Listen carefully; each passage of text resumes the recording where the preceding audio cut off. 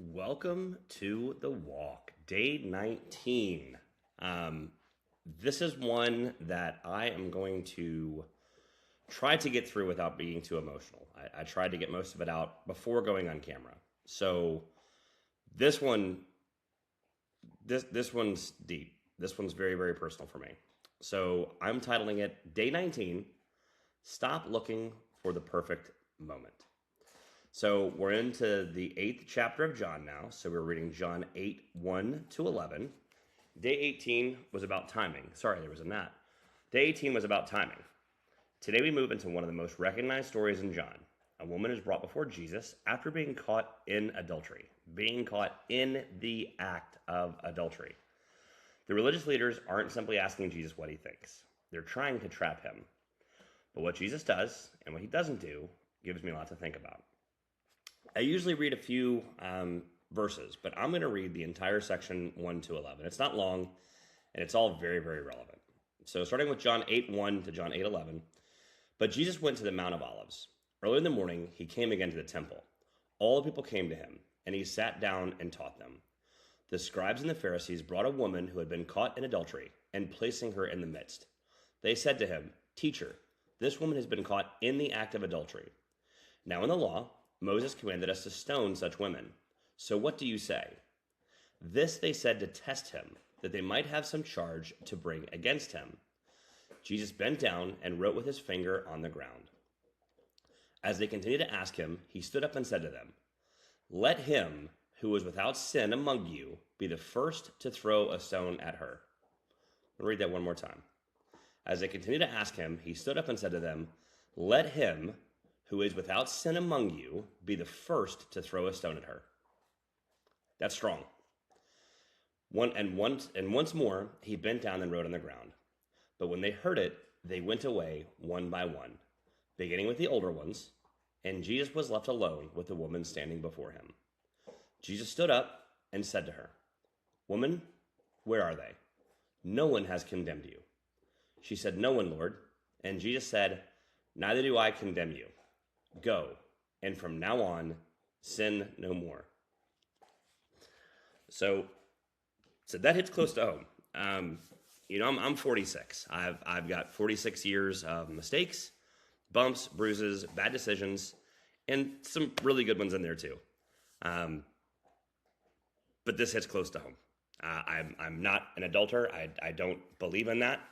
But I've committed my fair share of sins and transgressions. This one hits close to home. So, in the historical context, Jesus is teaching at the temple when the scribes and Pharisees bring a woman before him. They say she was caught in adultery. Under the law of Moses, they tell Jesus that someone guilty of this should be stoned. So they ask, "What do you say?" John tells us their motive again. So this they said to test him, that they might have some charge to bring against him. This isn't simply about the woman. They're trying to trap Jesus. And Jesus doesn't immediately answer them. He bends down and begins writing on the ground. They keep questioning him. Finally, he stands and says, "Let him who is without sin among you be the first to throw a stone at her." One by one, they pieced out. They left. They all had sinned as well. Nobody condemned her. Nobody remained and condemned her. What this reveals to me about God is that something immediately stands out. Jesus doesn't pretend the woman did nothing wrong. He didn't say that. He didn't pretend. He also doesn't reduce her entire identity to the worst thing she's done. We shouldn't be defined by bad things. We should be defined by overall character. So he doesn't reduce her entire identity to the worst thing she's done. That's strong. Because we're really good at labels. Again, I like to modernize this. I like to bring it into this day and age, right? So whether it be a label, right? Scarlet letter. So cheater, addict, failure, liar, divorced, broke, bad parent, criminal. Whatever it is, labels are easy. It is easy to cast stones. Sometimes somebody makes a mistake and we decide, that's who they are now. Mistakes happen. Transgressions happen. We are imperfect. We decide that's who they are now because of a mistake. And sometimes we do the exact same thing to ourselves. But Jesus looks at this woman differently. He sees the person and the mistake, not just the mistake. The obvious question from this passage is, how quick am I to pick up a rock? Not literally, but how quickly do I judge? And I'd encourage you to ask the same question. How quickly do you judge? How quickly do I condemn? How quickly do I talk about somebody? How quickly do I decide if I'm better than them because their mistake is different than mine? Jesus says, if you're without sin, throw the first stone. Very, very simple and very, very powerful. I am well aware my house is made entirely of glass. I do not throw stones. So, if you're without sin, throw the first stone. Powerful, powerful words. So powerful. Nobody does. That's humbling. It's easy to recognize somebody else's mess when mine looks different. It's easy to say, but I, or but they. Is it that different? Is it? Jesus didn't think so. There is another side. So the passage isn't simply, nobody can judge me, so I can do whatever I want, right? And that's been a theme for the last couple days with John. So it's not being blind and naive to the world. It's going about, nobody can judge me, so I can do whatever I want. That's not the case. Jesus eventually tells the woman, and again, this is really what brings it home for me. Neither do I condemn you. Go, and from now on, sin no more. He forgave her for her transgression. And adultery is terrible. I don't believe in it. I think it's one of the worst things you can do. Jesus forgave her. She made a mistake. And that's so strong. Neither do I condemn you. Go, and from now on, sin no more. It wasn't go about your life and go cheat again. It was sin no more. There's grace. There's also direction. He doesn't say, you're perfect exactly where you are. Don't change anything. He didn't say, keep going about your life the way it is. He says, go and sin no more. He gives her another opportunity. And then he tells her to walk differently. That combination is powerful. He forgave and he gave guidance. Grace without pretending the mistake didn't happen. He gave her grace without pretending the mistake didn't happen. And he also gave her accountability without destroying the person who made it. So we need to have retribution for our sins. We need to apologize. We need to make things right. We need to do whatever we can. And you can't undo the past. She couldn't undo the adultery. But he said, go and sin no more. Make up for it. What this reveals about me, I've made a ton of mistakes. Again, I've got 50 years of them, and I'm 46 years old. I've made a lot of them. I've hurt people. I've made decisions I'm not proud of. I've done things differently today than I would have years ago. I've done things differently today than I would have years ago. And I can't thank God enough for putting me on this path. I'm thankful that I'm not permanently defined by every version of myself that existed before this one. I'm thankful for forgiveness. I'm thankful for second and third and fourth and fifth chances. Chances I don't think I deserve, but I'm not going to question him. He is putting me on this path. He has introduced people into my life. He has allowed me to cast people out of my life. And he's giving me opportunities that I never thought I'd have again. I'm thankful that I'm not permanently defined by every version of myself that existed before this one. I'm still far from perfect.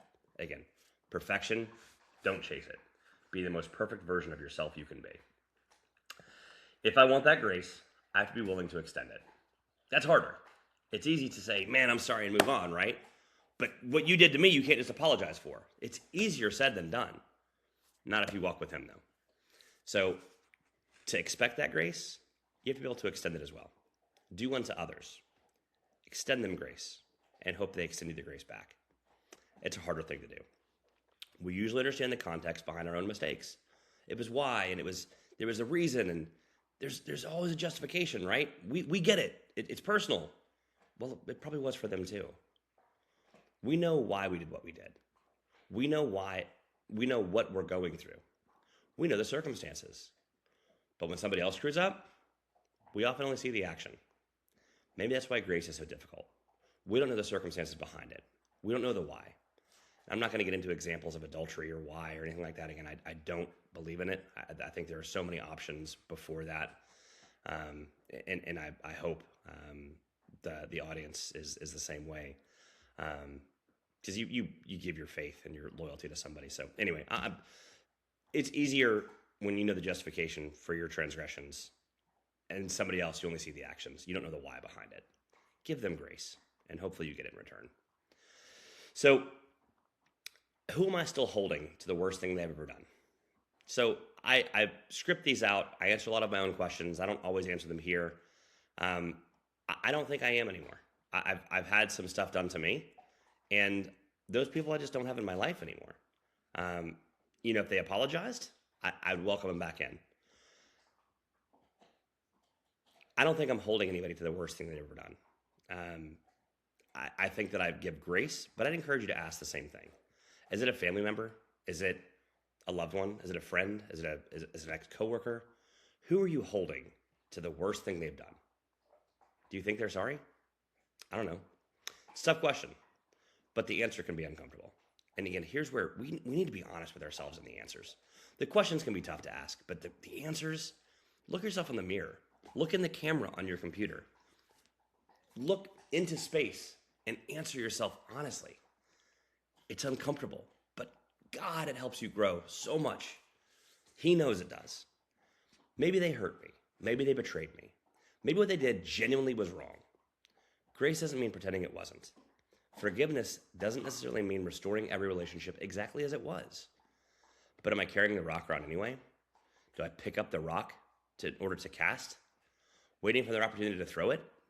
That's different. Put down the stone. Extend grace. If there's no grace given back, make a decision. That person might not belong in your life. There might still be other circumstances. Who knows? What about the rocks I throw at myself? So there's another person that I can condemn very easily. This guy, yours truly. I am hard on myself. We're our own worst critics, right? You see yourself in the mirror, you know what you look like, you can get on the scale, you can take your blood pressure, you know what you put in your mouth to eat. It's very, very easy to condemn yourself if you're honest. How many times have I replayed something that I wish I'd done differently? A lot. That's a rhetorical one. I've replayed a lot of things. Kind of reminds me of You've Got Mail. Great, great movie. We're going back. AOL. I don't have an AOL email address. But he always does the zingers. And he's like, as soon as I say it, I feel bad. And then she's like, I wish I could do it because I always think of something later. And I wish I had said it. He's like, I hope you find the strength to do it one time, but you're immediately going to feel bad, I promise, is kind of the crux of it. He also then takes the caviar as a garnish. So there's that. But saying something to hurt somebody and then you replay it, did you really have to zing them? Or if somebody zinged you and you didn't do anything back, was the right move? How many times have we replayed these things in our head? Again, whether you took action, whether you took inaction, whether you took the right action, the wrong action, how many times have you replayed a situation? I've done it a ton. Sometimes it's something I said, a relationship I damaged, and Lord knows I played through those in my life, a decision, a failure. Maybe God has already offered grace. Let that sink in. Maybe God has already offered grace. Sorry, I almost had a broken potted plant. Sorry about that. Maybe God has already offered grace, and I'm still standing there holding the rock over my own head. Why are you going to hold a rock over your own head if God has already extended grace? That's worth thinking about too. Jesus tells the woman, go. There's movement in that word. Go. Don't stay here. Don't make this moment your identity. Get up and walk. Go and sin no more. Think about one person you've been judging based primarily on something they did. Then ask yourself, are you holding them accountable or are you condemning them? Big, big difference in those words. Accountability can say what you did was wrong. Grace can also say what you did doesn't have to be the only thing you ever are. Accountability can say what you did was wrong. You hurt me. Grace can also say what you did doesn't have to be the only thing you ever are. That doesn't have to identify who you are. That doesn't have to identify them. Give them grace. Then turn that question inward. Is there something from your past that you've allowed to become your identity? Why? Maybe it's time to put that rock down too. So there's one detail worth knowing as we're walking through John together, and this is based on some research, and again, I'm still learning all this stuff, right? So in many modern Bibles, you'll see a note around John 7:53 to 8:11 explaining that the earliest manuscripts don't contain this passage. I'm not going to pretend I'm equipped yet to unpack all the textual history around that. I'm not. But because we're reading through John, honestly, I don't want to ignore the note either. So I'm writing it down, taking note, I'm acknowledging it, and I'll keep learning. I don't know yet still applies, and it will continue to apply for a long time. Today's prayer. Father, thank you for the grace you've given me despite every mistake I've made. Help me extend that grace to other people. Show me where I'm holding rocks that I need to put down. Give me wisdom to recognize the difference between accountability and condemnation. Help me tell the truth without destroying people. Help me forgive without pretending that hurt didn't happen. And Father, help me extend the same grace to myself. My past may be part of my story, but don't let me make it my identity. Help me get up. Help me move forward. Help me keep walking.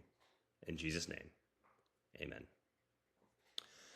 So bringing this home, the thing that I come back to is nobody threw the rock. He said, for he who is without sin, cast the first stone.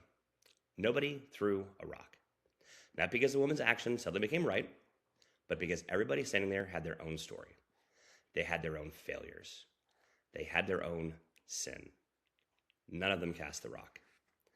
Their own things they probably hoped nobody else would know about, and that's humbling.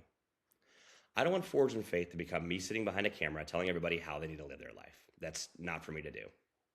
That's not why I'm doing this. I'm reading, I'm learning, I'm applying it to me first. Today I'm asking myself, Jason, what rocks are you still carrying? I think I've let them go, but I'm going to continue to reflect on this. Again, today was very emotional for me. Hit very, very, very close to home.